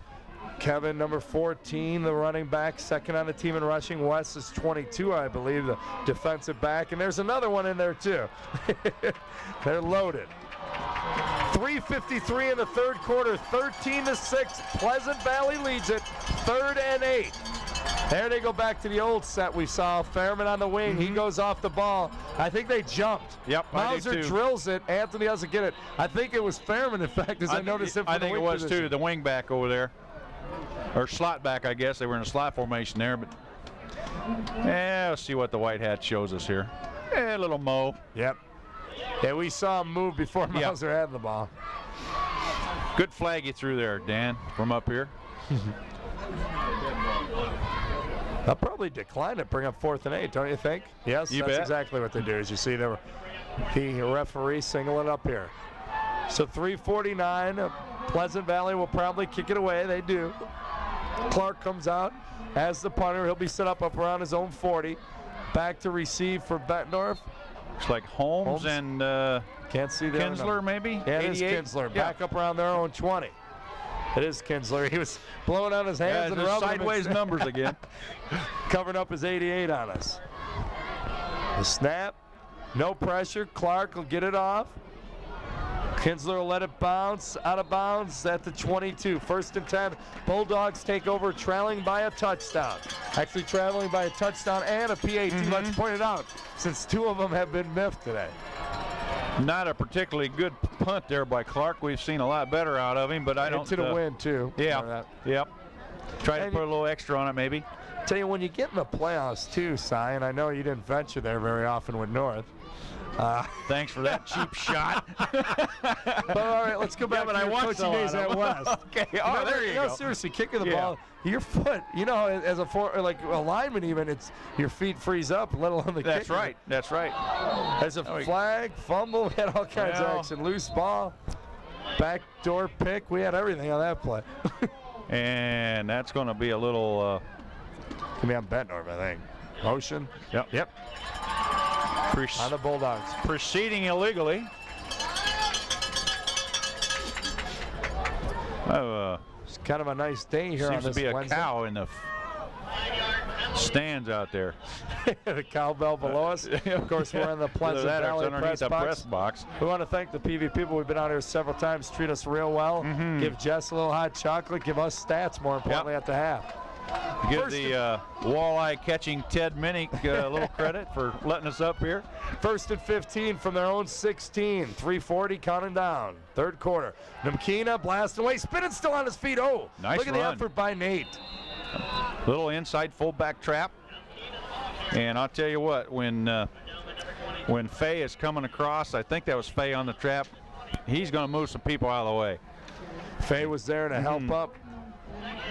Big old Namkina after about an 8-yard pickup, bring up 2nd and 7, up around the 24. Still on the right hash. Daner coming wide right, wide left. Is Moeller, I believe, out there. We'll get that straight. 2 receivers out of the shotgun again. Holmes steps up and steps into a couple of Pleasant Valley Spartans. Yeah, Gavin Ink put the pressure on, but looked like number 67, Jim Miller, made the play. Good D. So now it's 3rd, and they go back to where they had it about 3rd and 15 again. So Namkina's run kind of nullified by the sack. I think we could call that what they call in the pros the covered sack. Covered sack, yeah. Covered sack. And you know what? That's a good one to point out. I think so, too. They feed off each other because a lot of times a good pass rush will lead to interceptions, and the exact opposite. Right. Good cover will lead to sacks. Seth Holmes, fumble on the ground. He's going to have to dive on it. It came right off his shoulder pads. Not a real bad snap. I think due to the pressure last time, you can tell Holmes was already looking around. Yep. Yeah, and that's the thing in the gun. You better catch the ball before you look for receivers. Obvious some bad things can happen to you there. Well, people forget because years ago you saw Roger Staubach. Recent history, Dan Marino almost always on a shotgun. They're so good at catching it and making the quick reads. You forget that's not an easy formation. No, it's not. Punting out of his own end zone is the quarterback, Seth Holmes. I'm sure he'll make sure he catches this one. We got a little equipment problem here by. That's Faye again. Getting it adjusted. There we go. They line it up. Holmes back in his own goal line. Anthony and Taney are lined up around midfield, just shy of it. He's punting with the wind behind his back. They're yelling block punt, but remember what happened the first time when PV came out earlier in the game. And like we said, they lay off it. Nice punt. Beautiful deep punt. Anthony has to go all the way back to his own 40. He falls down. So credit Seth Holmes with a heck of a punt. He lost the snap on the shotgun, but makes up for it with a 60-yard punt. Yep, he kicked that right off the yellow chalk line down there on the goal line, and Anthony slipped and fell down here. Pretty good coverage down there by Bettendorf, number 80, Paul Jasper. We'll give him a little credit for the pressure down there. 1st and 10. We have an update, and of course this game being viewed on Thursday on Cox Cable. And go ahead, Si, give it to us. Assumption 17-0, I believe I heard. Over West. Over West, I'll say it next time if your hearing's going. Moeller once again. Boy, Namkina fired there, almost got the handoff, it looked like. Well, was not touched. They actually lost a yard. Yeah. Okay. We're going to say the reason we're updating you on the West Assumption game, of course, so it's in the conference, 2 MAC teams at Brady Street, but the winner of that game takes on the winner of this game. And we will be doing that game, will we not? Yes, we will. So Assumption up on top, and that's kind of interesting because West with a good defense, their only bad outing was really here at Pleasant Valley. But, hey, give Kazmarek and the Knights credit. Wade King, as defensive coordinator, shutting down Ira Gooch, the leading rusher, obviously, tonight. And now Bettendorf's defense doing the same to Pleasant Valley's running game. Numkina again. Coming hard. Yeah. They're shutting down that Pleasant Valley running game. Lose a yard and maybe gain a yard back, bring up 3rd and 10. Good job by the Bulldogs. It's funny about that Assumption defense. I said Wade King does a good job because his defensive front is about 150, 160, 180, and he just sends people in gaps and guesses obviously a lot. Takes advantage of a lot of quickness there. And PV's going to try to take advantage of some quickness on the wideouts, I think. 27 seconds split. It's a screen set up here. Hansen catches it. Nice play by the big Bulldog running it down. Number 39. Yeah, Eric Jessen, defensive end. Nice play over here on kind of sniffed the screen out, come over and made the play. That's all there is to it. Ran it down from behind. Hansen had blockers out in front of him. Picked up about 5-6 yards, but it's going to be far short of the first down. 4th down. And with the wind in his face, Clark's going to have to kick it away again. Well, you suppose they're just kind of want to get this quarter with over with so they can get that 4th quarter win. Bettendorf unable to take advantage of the win this quarter. Oh, and Bettendorf jumps offside. Once again, I think, I should say it right now, it looked pretty obvious, but maybe Pleasant Valley moved. And that's the 3rd time, Si. Yep. And that'll give PV a first down. Yes, it will. By about a foot, it looks like, from the chains. Well, I said very uncharacteristic of Bettendorf, but one thing that is characteristic of PV, you know, Morrissey, and you know, you faced him, Si. His teams are well prepared, well disciplined, and he's going to try to do that to your teams. That's right, and you better be ready for that when you play Pleasant Valley, because that's that's the thing. One of the things they do, and they do it well. Well, PV undefeated, showing you one of the reasons why. Discipline. 1st and 10, up around midfield. Kundert left side. 5-yard pickup, nothing special, just solid football. Yep, just hard running. Looks like Jessen again on a tackle from a defensive end spot over here. Yep, it was. And that'll do it, as you said, Jess. Now they're going to get to win it to back. I keep calling you Jess. Yeah, well, maybe it's because we're so crowded we here. kind of look alike. Jess. Jess Medina, our cameraman, as always, on Cox Communications, Family Ties Productions, and Cy Robinson, the color guy. I'm Dan Burch. We'll be back with the 4th quarter. It's 13-6 Pleasant Valley.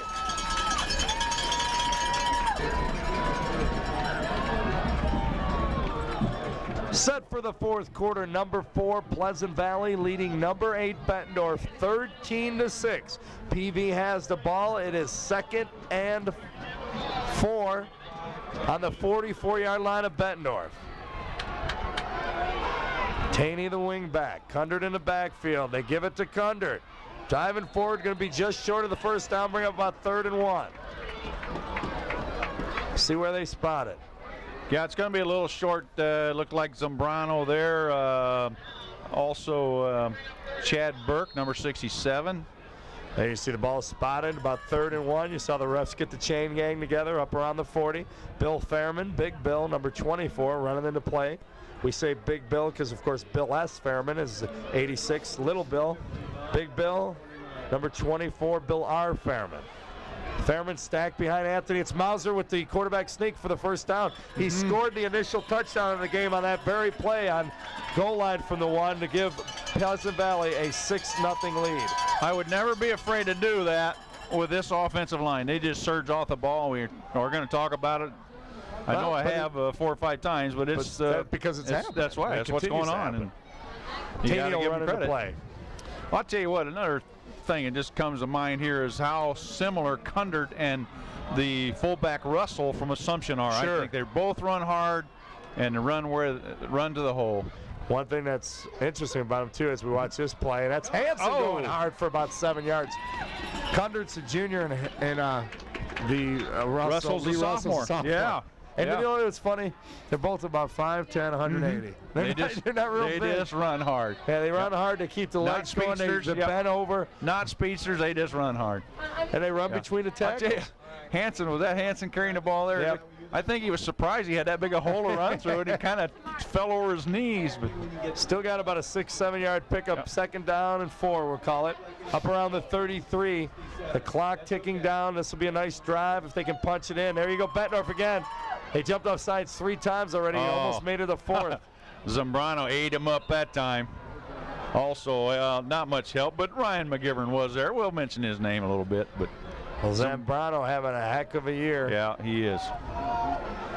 He'll play somewhere after high school if he wants, I'm sure. So, actually, no gain there. It's 3rd and about 4 again. Bettendorf sideline, getting loud, trying to get their team back in it or just keep their team in it. 4 down territory, so they really got 2 downs to make 4. Anthony and Taney are wide right.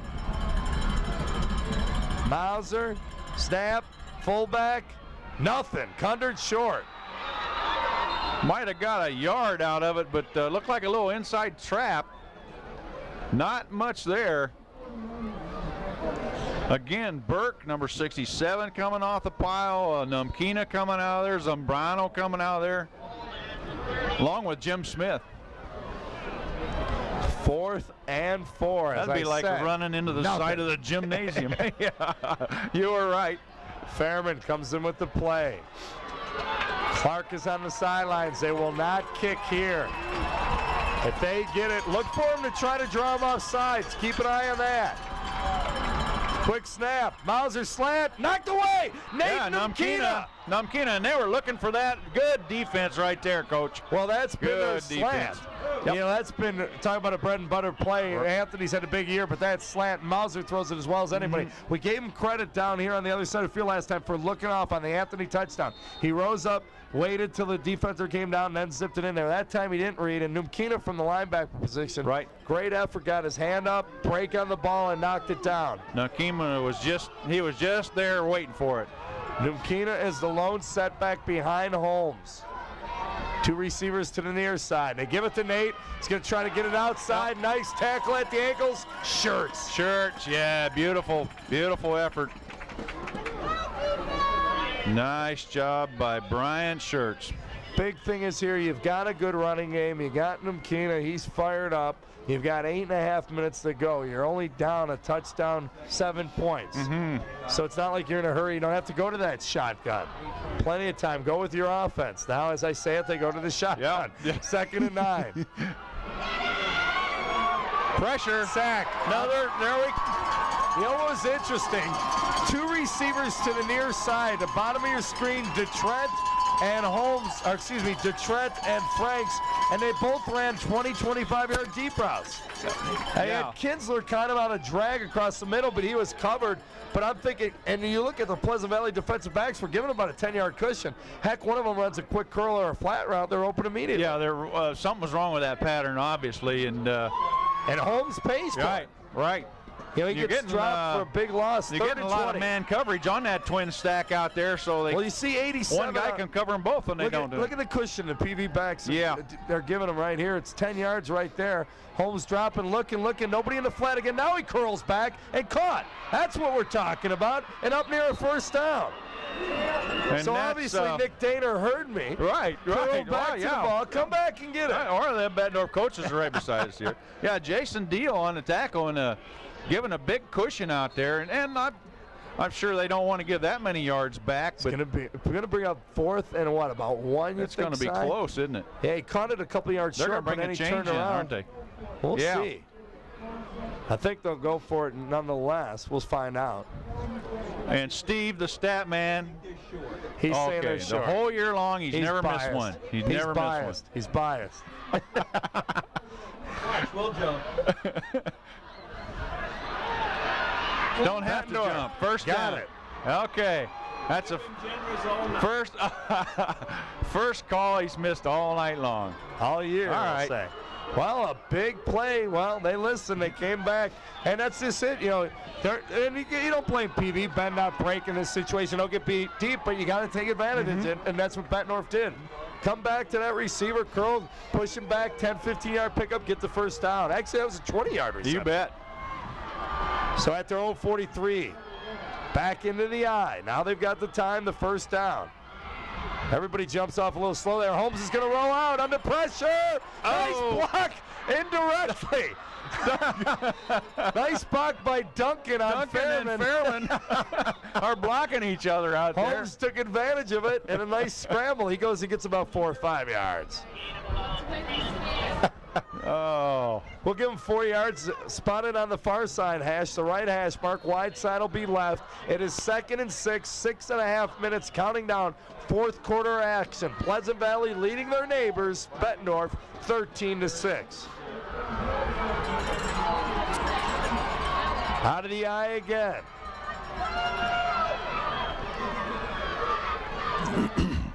Play fake. There's a slant. Oh, his receiver fell down. Holmes was looking at. Yeah, that was. Looked like he said 46. Yeah, I did say Siefkin. 46. We don't have Justin that on our Siefkin. program, do we? Justin Siefkin. Ah, You good. got to get a new one. What year is Justin? Sophomore. Just That's came why he's up. not on my program. I got an old one.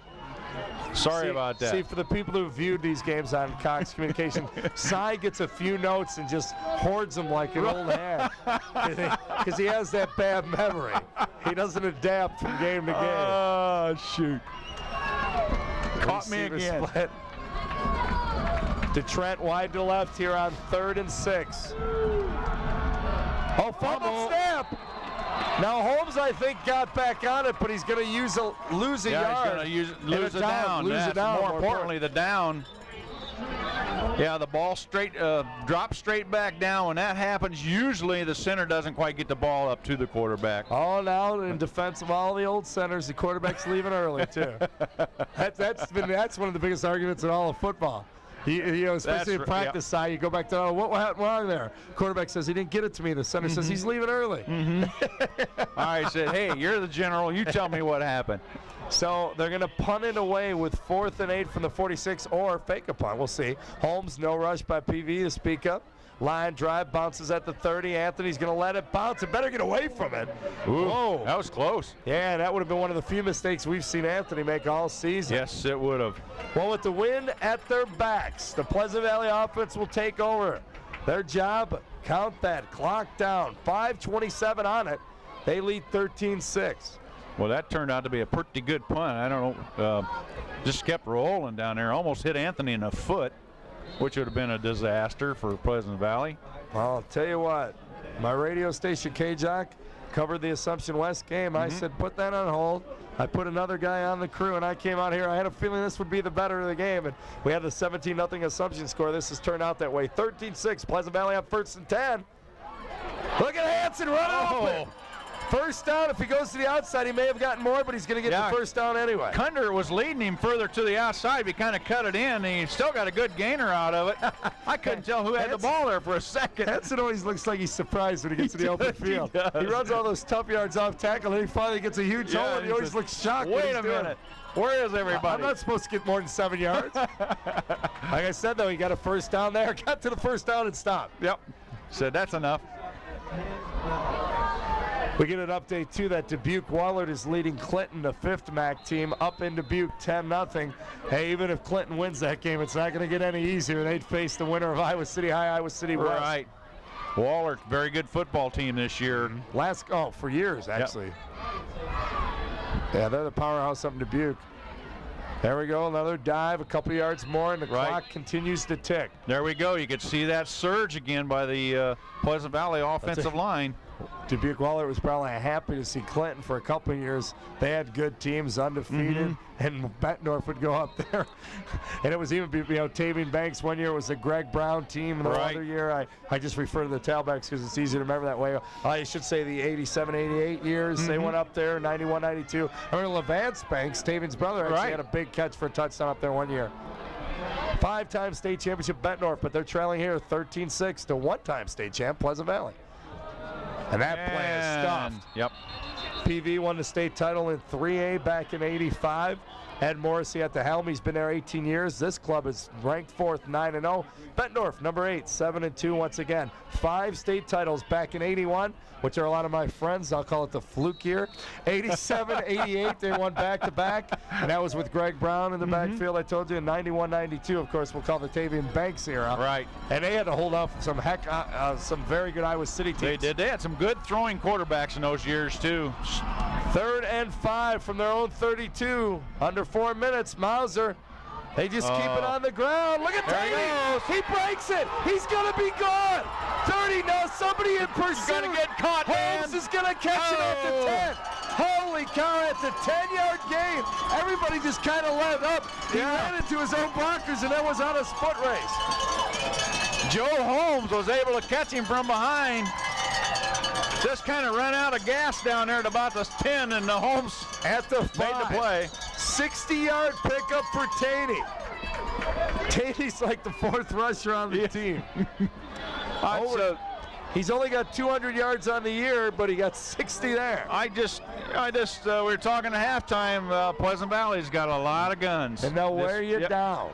That's right. Full backfield, go to Hanson. Up on that left side for a couple more. It'll bring up 2nd and goal from about the 3, I'll say. Now it's teasing 81. A lot of the kids, Mark Walker, the quarterback on that team, Randy Washam was the tailback the year before. They got 2nd in state with Tudine and Stelk, the quarterback tailback combination. And I played with all those guys in college, so I always tease them. I tell them that was your fluke year. Yeah, but they had some good teams back then. Fluke trophies right in the case, right. though. Yeah, you got that. Don't forget that. Bowser under center, 2nd and goal. Taney, nothing that time. Zambrano says enough of this. Oh, the big man. Would this be a goal line stand? Yeah, and Fay and Zambrano. Now, how would you like to get tackled by those two on the same at the same time? Near 600 pounds laying on top of you. 3rd and goal. Back up around the 5 again. 2:20. Time could be running out on Bettendorf, but if they hold them, at least they can get within striking distance still. Trailing by 7, 13-6. We'll see what Morrissey calls. He staggers and splits it. Fairman out on the wing, comes in motion, pitch to Fairman. He fumbles! Bettendorf! Oh, Bettendorf picks it up. They're going to get it eventually inside. I'll tell you what, it's a good thing they didn't pick it up and run with it. They might have scored. Now, I question the option by Bettendorf saying, how many times have you done it? How many times all season have we seen them do a quick old Green Bay sweep? Pitch and lead. We haven't. We haven't seen it for a while, that's for sure. So Fairman drops it. Holy cow. I'll tell you what, it was there. It really looked like it was there. A couple blockers out in front of him. All 2 minutes exactly. 2-minute warning, if you will, side. Okay. 13-6. We'll see if Holmes has a little Marino Elway in him. Look at this formation now. We got a trips here by Bettendorf. Trips right. 3 receivers looking that way. Double pass perhaps. Now they kind of set up a quick screen out there. Not much. I'll tell you what, though, beware. He can throw off of that if it's behind him. Yes. Who was that on the reception? Oh, Pat Franks, yeah. Well defensed out there. They get a couple yards out of it, though. 3-yard gain, 2nd and 7. We're going to get a timeout by the Bulldogs. All right. Minute 40 remains in it, and it's been everything you thought. Pleasant Valley leads 13-6. Both teams, and we've seen fumbles on goal line. We've seen blocked kicks. We've seen big returns. We've seen one-handed catches. You've seen great sacks by both clubs. The big linemen coming to play. It's been just a good high school football game, and with the rivalry, Bettendorf, Pleasant Valley, with the game early in the season we saw with the rankings, number 4, number 8, with the history of both Merv Hobenick's program and Ed Morrissey's program, Si, you wouldn't expect anything else. Nope, that's right. You just expect this just to be a battle, and it has been. That's just about boils it down. What a battle. I'll tell you what, anytime you play the Bulldogs, 28-7 in the playoffs, 5 state titles, 10 appearances in the last 11 years. I think that pretty much says it all. I'll tell you what, there's a lot of state titles in this little area right over here in the city. Central's got, what, 3? Central's got at least 2. Not counting the mythical. Yep, the old the WOC man down there's won a couple, that's for sure. West High's had 2. West 74 and 77. That's 5. 5 with Bettendorf. Yeah, you figure right there. And you mentioned As we go to the air, Holmes. Open man in the flat. First down and out of bounds. Good play. Nick Dana on the reception. 10-yard pickup. Move the chains. Get downfield. Good job by I started to say DeTrent, but it's Holmes. Good job by Holmes throwing the ball out there. Dana catch it, moves out of bounds, shuts the clock off. So first and 10 up around the 30. Spotted that to 28. The far side of the field, left at the bottom of your screen. Seth Holmes started since the third game of the season, the junior quarterback. It's all up to him in the shotgun. Up back to protect him. Looking right, or looking left rather. Oh, a blown route is picked off. Somebody ran the wrong route. Number 87 for Pleasant Valley, Jason Deal. Well, I'm going to guess somebody ran the wrong route because he let it fly as if that was a timing route. Well, he ran. Nobody was there. Right, he ran a corner pattern, and the ball was thrown to the post. No doubt about that. So there was a mix-up there somewhere. So Pleasant Valley's job, if they're willing to accept it, right, Mr. Phelps, run out the clock. A minute. We're going to see some real tight splits here. As Cy mentions, look at him close up. Hand off to the fullback, Condor. They don't care really if he gets next yard. Just hang on to the ball. Bettendorf's going to take a timeout and freeze it immediately. Yeah, we don't know. Minute 15. We don't know how many timeouts Bettendorf's got left, but 24-6 Assumption leading, so it looks like it's going to be the Assumption Knights, which you would believe the Pleasant Valley Spartans. And the Knights kind of a weird story this season. They missed the one game during the tragedy on the sophomore level, 5-3. But all three of those losses, my friend, were very close. They played PV at Brady tough. They played Bettendorf up at Bettendorf to a one-point game. That one went down to the wire. And then they lost the early game, first game of the year to West. First game of the year to West. That was a 14-13 game, yeah. So they've got 3 losses, but by a total of about 7 points. Right. I think. Well, this is... And the PV game, you remember, went down to the wire where it was Shirts, the big kid, sacking Collins is about the horn sounded. That's right. And so they've been in every game. And talk about some coaches' wheels turning. If we hang on, you'll see Morrissey and Kazmarek. And you know, Mrs. Morrissey and Mrs. Kazmarek will be saying all weekend, can't you put the films away? Are you looking at more tape? Second and 10. And make those calls to Dan Burridge. Second and 10. The handoff again. Look at Taney go, Hey, pick up about 6 yards. Finally brought down by Adam Fay, Bettendorf's going to take their final timeout, stop the clock at third. It'll bring up third down at about 4. I'm going to knock on wood here, Dan, but we have not had one single injury timeout tonight. Well, this is where you fake, though. This is where a well-coached team. Now you see Isaiah Hobenick who ran out there. Correct me if I'm wrong. Who's out there in the middle of the huddle? Yeah. Is it Merv? That is. Huddle? The old timer out there. He didn't. I think it is. No, I don't think so. I think that might be Greg Meyer. Okay, I'm not sure. My fault. I thought Merv went out there for a minute. It would have taken Merv about a day and a half to get out there. But you know what he's saying right now? All right, we're out of timeouts. But if we get this guy down in the backfield, you go down, Zambrano, like your shoulder just fell out of socket. Well, not Zambrano. Or someone. All right. You know what's great? Yeah. So I don't want to pick out a player, but maybe a lesser player. Yeah, there you go. 3rd and 4. Pleasant Valley wants the first down. They lead by 7. They're at midfield, right over the 50. There's Morrissey. That's Joe. Morrissey. That's Ed coming out of the huddle. I thought it was Ambrose for a moment. The mustache gave it away. Yeah. We'll see what they do. 1:08. They'll probably try and draw him off sides. That's worked a couple times this game. That's what they're trying to do. Kundert. No, it's Hansen. First down. He pulled the ball. That's good play action. Pulls the ball, gives it to Hansen, and that could do it. That's the beauty of that little formation. There's a lot of people that can get the football. And they have ran it well. With a minute and counting down now. Take your time, Pleasant Valley, take a knee. No timeouts remaining for Bettendorf. It's 1st and 10, up around the 45-yard line. Take a snap, take a knee, do it twice, and get out of here with a heck of a game, a heck of a win. We'll see what they do. Mauser Clean snap, take a knee. I'll probably do it one more time, and that'll do it. Well, it didn't get any closer or more thrilling. Bettendorf gave it their all. Numkina with a nice game. I'll tell you, that was slick. The referee started the count with exactly 25 seconds on the clock. They don't have to come out of the huddle. Well, home field advantage perhaps, but they haven't needed it this year. Pleasant Valley will improve to 10-0 with this 13-7 victory. Ed Morrissey's number 4 ranked Spartans now taking on Marquez Merritt and the Assumption Knights. That'll be happening Monday. You're watching this Wednesday first round 4A playoff game on a Thursday on Cox Cable. The Monday game will be here at Brady Street. I'm not sure about that. We'll check on it.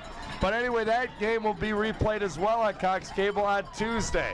The final, 13-6. We don't have to tell you what happened. It doesn't get any closer.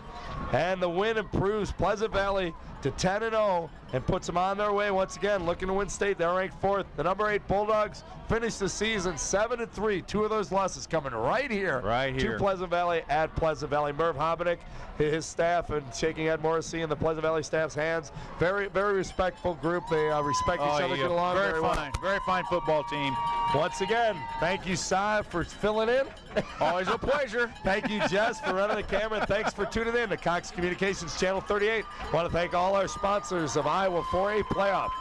For the rest of the crew, this has been Dan Burrich on Cox Communications 38, Family Ties Productions. The final, Pleasant Valley 13, Bettendorf 6.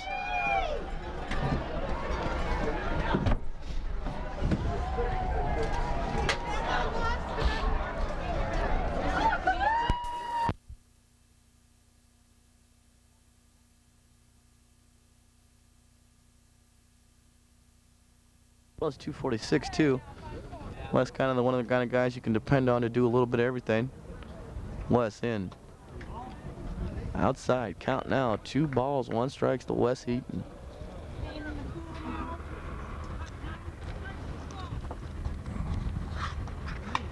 Heaton fouls it straight back, headed right at us. Fence stopped that one. We don't want me to get hurt, because that's all I need to do is get hurt. You're here with Rico Navarro and the cameraman, the man, Jess Medina, here at the Illinois State American Legion Tournament. I'm trying to find out. Heaton drives it up the middle, and that's a good sign for Moline. Heaton gets on. Heaton's been hitting the ball. The last 2 at-bats, he's been hitting the ball real well, and Heaton drives it up the middle for a base hit. It's the first hit of the tournament for Wes.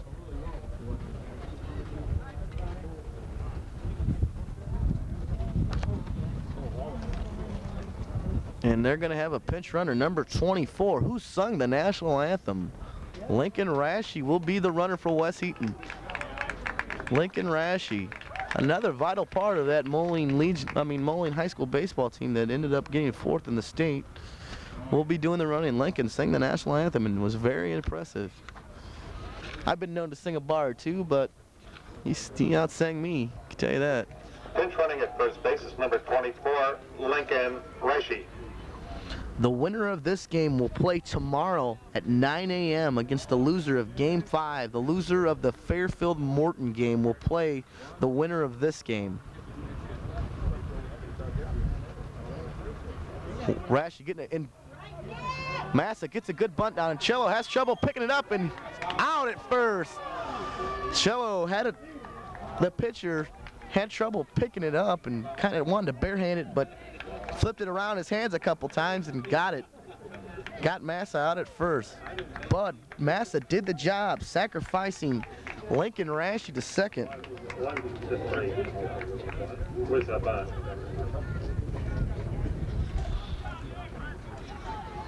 Massa did the job. Now, Moline Legion let Massa know, hey, you did a great job. Now at the plate now, Tommy Waller with Lincoln Rashi at second. Mike Cello comes forward. First pitch in for a strike. Moline up, if you just joined us, 5-2 in the bottom of the 8th. Oak Park jumped out to a 2-0 lead, but since then, it's been all Moline, and Waller drives it into left center. That's a base hit, and Rashi is gonna score a RBI base hit for Tom Wallert, scoring Lincoln Rashi. That's a little more insurance now for the Moline Post 246. Bottom half of the 8th. Lincoln Rashi scores. The singing fool, Lincoln Rashi scores. Wallert now 2 for 4 on the day with 2 base hits. And I don't know if you can hear the back of me, but we got baseball guru Greg Weckel in the background. Greg Weckel knows it all and tells it all, as he says. Wallert at first, 1 out. Now at the plate, Eric the Red Dog Griffin, and the first pitch to the Red Dog, in for a strike. Eric been hitting the ball real well this week. It's a home run. He hit a home run yesterday, a big towering shot. And the first pitch to Griffin gets a hold of it, but foul down the third base line. Thurman Hendricks made a play, but foul. Beautiful day for baseball, folks. Should come out this weekend. Tomorrow, there'll be games being played all day tomorrow, and into the afternoon on Saturday. The pitch to Griffin, in on him. Ball. Winner of this game plays tomorrow, Friday at 9 o'clock. Ball low.